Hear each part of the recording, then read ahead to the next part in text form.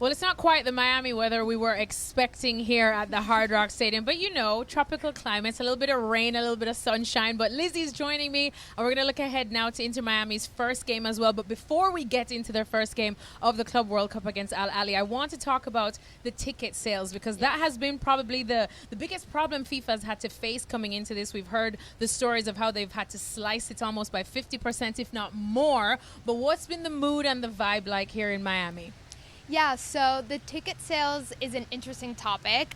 Officially, as last we checked Ticketmaster a couple hours ago, the official tickets were technically sold out. However, there are still various sections empty and available in verified resale. So it'll be interesting to see the game on Saturday and how many fans show up and how many verified ticket sales are not done.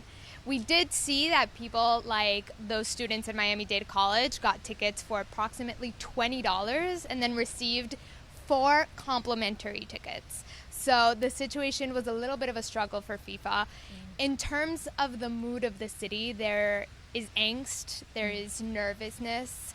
We saw a couple days ago that Customs and Border Patrol and Border Immigration posted a statement saying immigration agents would be in attendance, which sent nervousness across the city, leading a lot of people to question whether they would attend or not. So beyond the sporting aspect, beyond the ticket prices, there's also a large sentiment of fear keeping people away from the stands. And it's interesting you say that, because the last time I was at the stadium was for that very eventful Copa America Final that we will not forget anytime soon between Argentina and Colombia. There's still a Leo Messi that's expected to show up and play at this stadium.